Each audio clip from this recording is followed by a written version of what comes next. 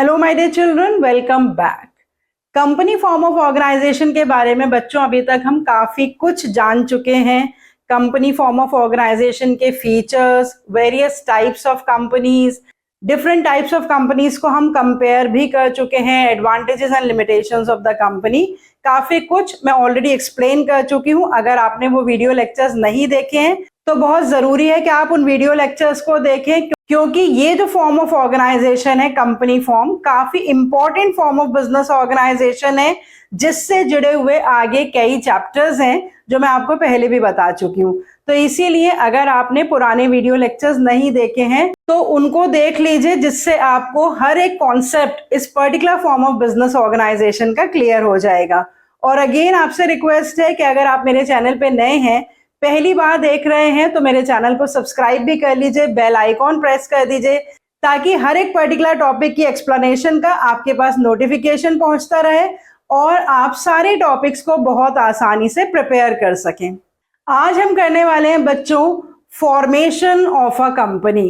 कहा जाता है कि कंपनी की formation is like giving birth to a child. मतलब कंपनी की फॉर्मेशन जो है वो बहुत ही टाइम कंज्यूमिंग, कॉस्टली और कॉम्प्लेक्स प्रोसीजर है, जिसमें बहुत सारी लीगल फॉर्मेलिटीज इन्वॉल्व होती हैं। बहुत सारी स्टेजेस में वो लीगल फॉर्मेलिटीज फुलफिल की जाती हैं। प्राइवेट कंपनी की फॉर्मेशन में 2 स्टेजेस होती हैं, ये हम ऑलरेडी पढ़ चुके हैं।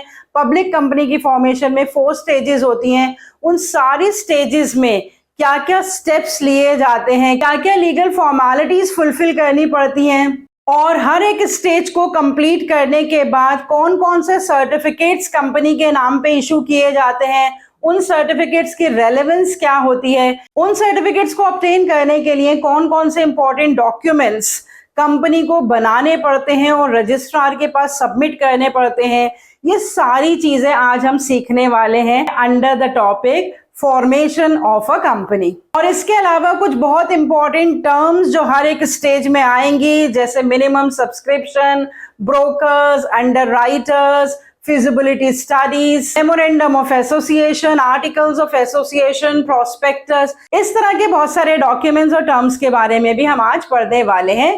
तो वीडियो को बिल्कुल एंड तक देखिएगा, ताकि पूरे प्रोसीजर की सारी स्टेजेस, हर स्टेज में कितने स्टेप्स इन्वॉल्व होते हैं, सब कुछ अंडरस्टैंड और लर्न करने के लिए, और कैसे उसे आपको याद रखना है, मैं आपको बताती रहूंगी। So watch the video till the end. So now let's connect to commerce and start the procedure for the formation of a company.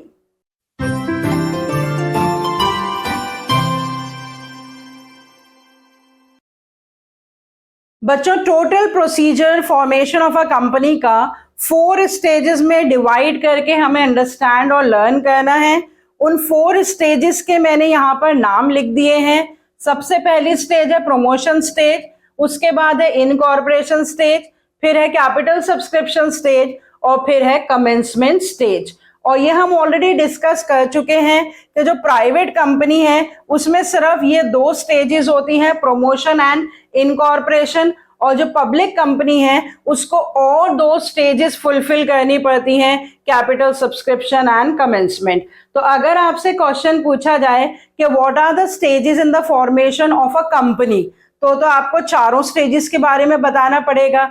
अगर आपसे पूछा जाए कि what are the stages in the formation of a private company, तो आपको ये दोनों stages explain करनी है। और अगर आपसे डायरेक्ट ही पूछा जाए कि what are the stages in the formation of a public company, तो आपको चारों स्टेजेस एक्सप्लेन करनी है। अब जैसा कि आप देख सकते हैं बच्चों यहाँ पर व्हाइट बोर्ड पर, कि मैंने किस तरह से जो स्टेप्स हैं उनकी हेडिंग्स लिख दी हैं। तो सबसे पहले तो आप इसका स्क्रीनशॉट ले लीजिए। इस प्रोसीजर में आप देख सकते हैं बच्चों कि जो टोटल स्टेप्स हैं कंपनी की फॉर्मेशन में, वो है 6 + 4 + 6 + 4।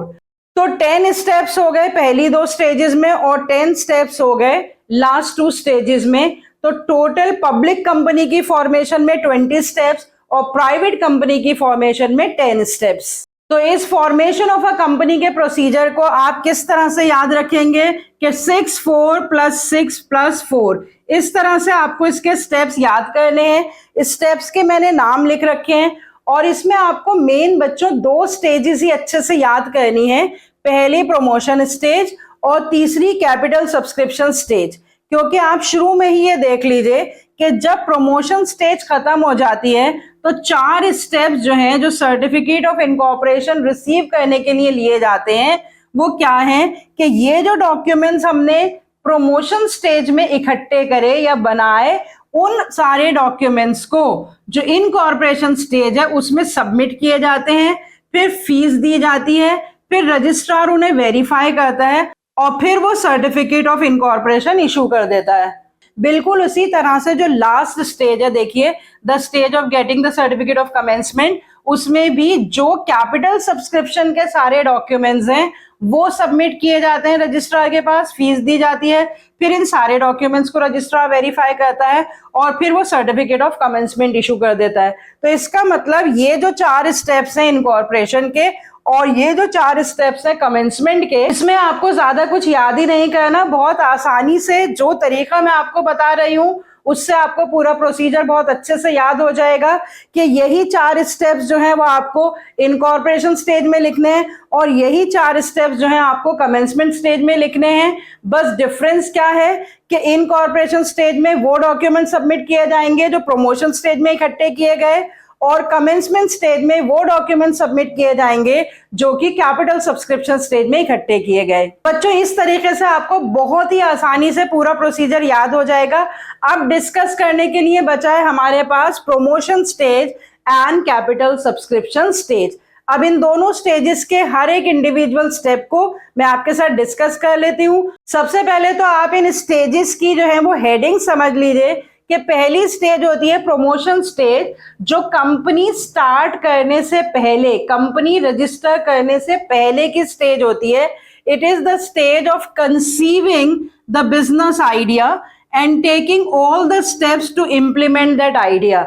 मतलब अभी तो कंपनी स्टार्ट होना बहुत दूर की बात है, अभी तो इस स्टेज में वो सारे स्टेप्स लिए जाएंगे जिसमें कंपनी की फॉर्मेशन के आइडिया को इम्प्लीमेंट करने के लिए क्या क्या फॉर्मेलिटीज या क्या क्या रिक्वायरमेंट्स की जरूरत होगी, वही सारी चीजें जो हैं वो प्लान की जाएंगी। मतलब अभी सिर्फ बिजनेस आइडिया जो है किसी भी एक पर्टिकुलर एंटरप्रेन्योर के दिमाग में आया है, जब उस आइडिया को कंसीव करने के बाद एक एंटरप्रेन्योर जब ये डिसाइड करेगा कि इस आइडिया को एक्चुअली इम्प्लीमेंट कैसे किया जा सकता है और उसे इम्प्लीमेंट करने के लिए क्या क्या तैयारियां की जाएंगी, क्या क्या फॉर्मेलिटीज फुलफिल की जाएंगी, वो सारी फॉर्मेलिटीज आ जाएंगी प्रमोशन स्टेज में। उसके बाद सेकेंड स्टेज होती है the stage of getting the company registered.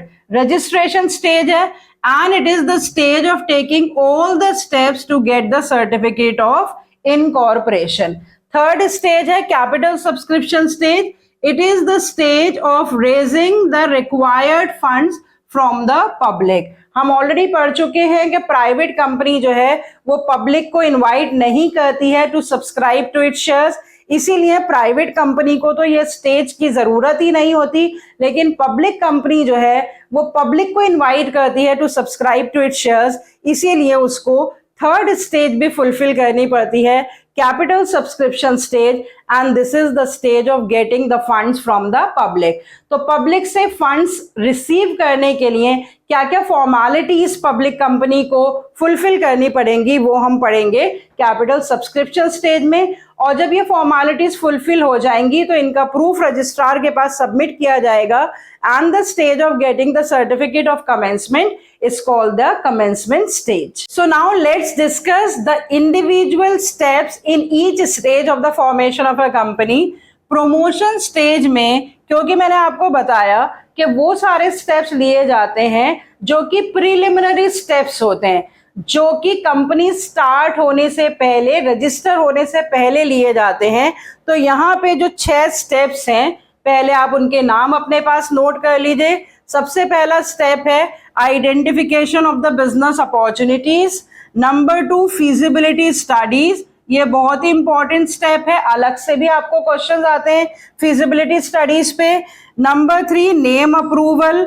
Number 4, fixing the signatories to the documents, इन डॉक्यूमेंट्स के बारे में भी हम डिटेल में पढ़ेंगे। Number 5, appointment of the various professionals, company को शेप देने के लिए बहुत सारे प्रोफेशनल्स और एक्सपर्ट्स की जरूरत पड़ती है, उनका अपॉइंटमेंट, और फिर उसके बाद एंड में सारे नेसेसरी डॉक्यूमेंट्स तैयार करना जो कि एक्चुअली नेक्स्ट स्टेज में सबमिट करने हैं रजिस्ट्रार के पास। तो सबसे पहला स्टेप देखिए कि identification of the business opportunity में बहुत ही सिंपल स्टेप है कि एक एंटरप्रेन्योर के सामने, एक कंपनी जो फॉर्म करता है उसके सामने बहुत सारे ऑल्टरनेटिव्स होते हैं कि किस तरह की कंपनी स्टार्ट की जा सकती है, कौन सा बिजनेस वेंचर उसे अंडरटेक करना है।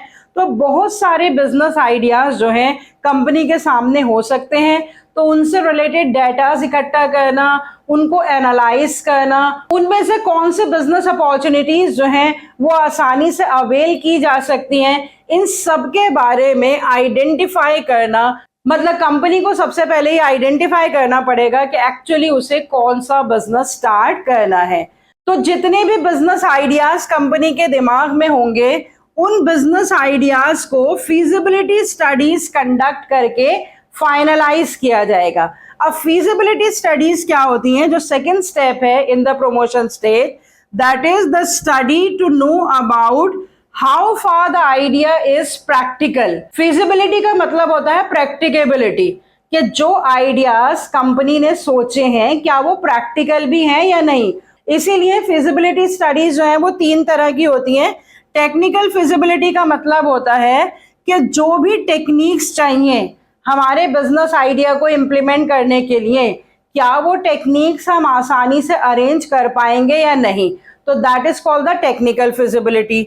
जो भी फंड्स चाहिए अपने बिजनेस आइडिया को प्रैक्टिकल शेप देने के लिए, क्या वो फाइनेंशियल रिक्वायरमेंट्स आसानी से अरेंज हो पाएंगी या नहीं, that is called the financial feasibility. और इकोनॉमिक फिजिबिलिटी में ये देखा जाता है कि जो बिजनेस आइडिया है उसमें कितना कॉस्ट और कितना रिस्क इन्वॉल्व है, कॉस्ट बेनिफिट एनालिसिस की जाती है, और ये देखा जाता है कि जो बिजनेस आइडिया फाइनली सेलेक्ट किया जाएगा वो इकोनॉमिकली प्रॉफिटेबल भी है या नहीं है। तो इस तरह से डिफरेंट फिजिबिलिटी स्टडीज कंडक्ट की जाती हैं regarding the various business ideas that are there in front of the business, ताकि उन फिजिबिलिटी स्टडीज की बेसिस पे बेस्ट आइडिया या आइडियाज का कॉम्बिनेशन फाइनलाइज किया जा सके। अब जब फिजिबिलिटी स्टडीज कंडक्ट हो गई तो कंपनी को अपना नाम डिसाइड करना पड़ता है और उस नाम को रजिस्ट्रार से अप्रूव भी कराना पड़ता है, क्योंकि बहुत सारे कुछ ऐसे नाम होते हैं जो ऑलरेडी अवेलेबल होते हैं, जो कंपनीज ऑलरेडी एग्जिस्ट कर रही होती हैं, तो वैसा नाम कंपनी नहीं रख सकती है। और जैसा कि हमने देखा कि अगर प्राइवेट कंपनी है तो उसके आगे प्राइवेट लिमिटेड लिखा होना चाहिए, 1 पर्सन कंपनी है तो उसके आगे ओपीसी लिखा होना चाहिए, पब्लिक कंपनी है तो उसके आगे लिमिटेड लिखा होना चाहिए, तो वो फॉर्मेलिटीज भी कंपनी को फुलफिल करनी पड़ती हैं। या फिर कोई एक ऐसा नाम नहीं होना चाहिए जिससे कोई मिसअंडरस्टैंडिंग या मिसलीडिंग इंफॉर्मेशन पब्लिक के पास पहुंचे। तो इसीलिए कंपनी क्या करती है, 3 नाम जो है वो सजेस्ट करती है कि इन तीनों नामों में से कोई भी एक नाम जो है वो रजिस्ट्रार अप्रूव कर सकता है, और अगर वो तीनों ही नाम रिजेक्ट हो जाए तो डेफिनेटली दोबारा फॉर्म भरना पड़ेगा। तो नेम अप्रूवल जो है वो करवाया जाता है आफ्टर द फिजिबिलिटी स्टडीज। जब नेम अप्रूवल के लिए फाइल भेज दी जाती है तो कंपनी को आगे बढ़ के क्या स्टेप्स लेने पड़ते हैं, fixing signatories to the documents. मैंने आपको बताया था कि बहुत सारे इंपॉर्टेंट डॉक्यूमेंट्स जो हैं वो कंपनी को बनाने पड़ते हैं। उन डॉक्यूमेंट्स के बारे में डिटेल में अभी हम बाद में पढ़ेंगे। Memorandum of association, articles of association, ये 2 डॉक्यूमेंट्स होते हैं जो सबसे पहले कंपनी को प्रमोशन स्टेज में ही तैयार करने होते हैं, और उन डॉक्यूमेंट्स को कौन साइन करेगा उसको फिक्सअप किया जाता है, क्योंकि बिना सिग्नेचर के उन डॉक्यूमेंट्स का कोई मतलब ही नहीं होता। तो कंपनी को ये भी डिसाइड करना पड़ेगा कि who are the people who are going to sign these documents. उसके लिए भी कुछ लीगल रिक्वायरमेंट्स होती है, कुछ मिनिमम लोग चाहिए होते हैं उन डॉक्यूमेंट्स को साइन करने के लिए। तो जितने मिनिमम लोग चाहिए होते हैं वो कौन होंगे, उसका अरेंजमेंट भी प्रमोशन स्टेज में ही किया जाता है। जब सिग्नेटरीज फिक्सअप हो जाएंगे तो कंपनी को कुछ प्रोफेशनल्स की जरूरत पड़ती है, कुछ एक्सपर्ट्स जो कि प्रोफेशनल प्रमोटर्स होते हैं, जिनका काम ही होता है कंपनीज को प्रमोट करना और उनसे रिलेटेड सारी लीगल फॉर्मेलिटीज को फुलफिल करना। तो अगर इस तरह के प्रोफेशनल एक्सपर्ट्स की ज़रूरत है या किसी और तरह के प्रोफेशनल्स की ज़रूरत है, उन सारे प्रोफेशनल्स को अपॉइंट करना, उनको ढूंढना, उनके साथ कॉन्ट्रैक्ट साइन करना, that is the next step in the promotion of a company. उसके बाद last but not the least is कि सारे डॉक्यूमेंट्स को प्रिपेयर करके उनको इकट्ठा करना।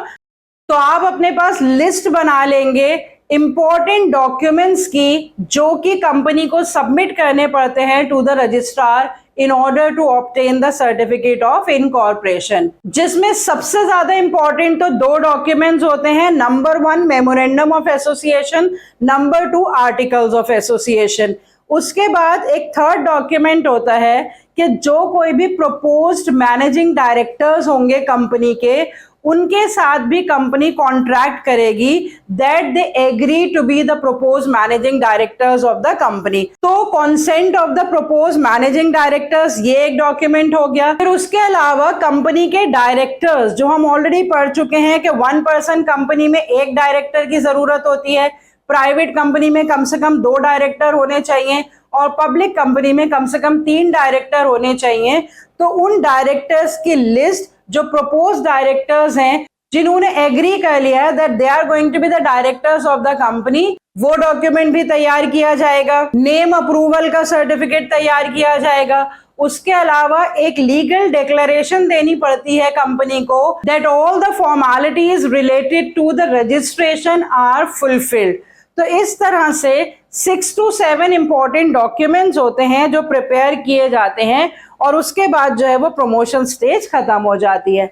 अब इनकॉर्पोरेशन स्टेज बहुत ही सिंपल है। ये जो लिस्ट ऑफ डॉक्यूमेंट्स है वो सारी सबमिट की जाएगी रजिस्ट्रार के पास और फिर उसके बाद फीस पे की जाएगी। रजिस्ट्रार इन सारे डॉक्यूमेंट्स को वेरीफाई करके registrar will issue the certificate of registration. तो प्राइवेट कंपनी तो इसके बाद ही अपना बिजनेस शुरू कर सकती है। और आपसे ये भी क्वेश्चन पूछा जाता है कि what are the effects of obtaining the certificate of registration. तो सबसे पहला इफेक्ट तो होता है that the company becomes legally registered, company becomes a separate legal entity in the eyes of the law. दूसरा इफेक्ट होता है that it is the date of birth certificate for a private company. और तीसरा effect आप ये लिख सकते हैं कि ये प्रूफ होता है कि कंपनी की रजिस्ट्रेशन से रिलेटेड सारी लीगल फॉर्मेलिटीज जो हैं वो फुलफिल हो गई हैं।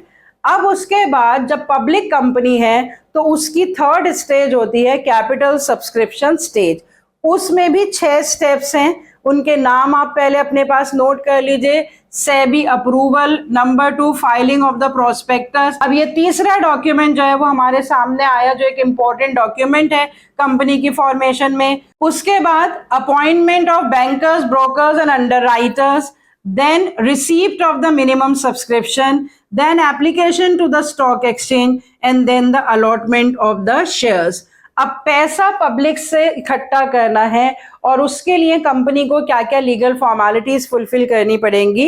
सबसे पहला स्टेप होता है कमेंसमेंट स्टेज का, approval from SEBI. Security and exchange board of India एक रेगुलेटरी बॉडी है जो सारी शेयर मार्केट्स को रेगुलेट करती है। तो क्योंकि पब्लिक से पैसा चाहिए तो कंपनी को जो है उस रेगुलेटरी अथॉरिटी से अप्रूवल लेना पड़ता है कि वो डिफरेंट सिक्योरिटीज में डील कर सकती है या नहीं कर सकती। जब ये अप्रूवल मिल जाता है तो कंपनी को एक डॉक्यूमेंट तैयार करना पड़ता है जिसे कहते हैं प्रोस्पेक्टस। प्रोस्पेक्टस जो है वो एक इनविटेशन का काम करता है जिसमें कंपनी के बारे में सारी डिटेल्स दी होती हैं और उन डिटेल्स को प्रोवाइड करके पब्लिक को इनवाइट किया जाता है कि वो कंपनी के शेयर्स खरीदें और उन डिटेल्स को देखकर पब्लिक डिसाइड करती है कि उस कंपनी में पैसा इन्वेस्ट करना है या नहीं करना है। तो प्रोस्पेक्टस तैयार किया जाता है क्योंकि उस प्रोस्पेक्टस की एक कॉपी रजिस्ट्रार के पास भी सबमिट की जाएगी और एक कॉपी जो है वो पब्लिक में इशू की जाएगी। उसके बाद जब पैसा आना शुरू हो जाएगा तो सारी ट्रांजैक्शंस जो हैं वो बैंक के थ्रू होती हैं। तो कंपनी को एक अपना ऑथराइज्ड बैंक या बैंक्स चूज करने पड़ेंगे। तो बैंकर्स का अपॉइंटमेंट करना पड़ेगा। ब्रोकर्स का भी अपॉइंटमेंट कंपनी करती है। ब्रोकर्स कहते हैं मिडिलमैन को, जिनके थ्रू कंपनी अपनी सिक्योरिटीज को पब्लिक में बेच सकती है, क्योंकि डायरेक्ट शेयर्स में डील करना बहुत मुश्किल होता है कंपनी के लिए। To directly approach the public, brokers के थ्रू कंपनी पब्लिक को अप्रोच करती है।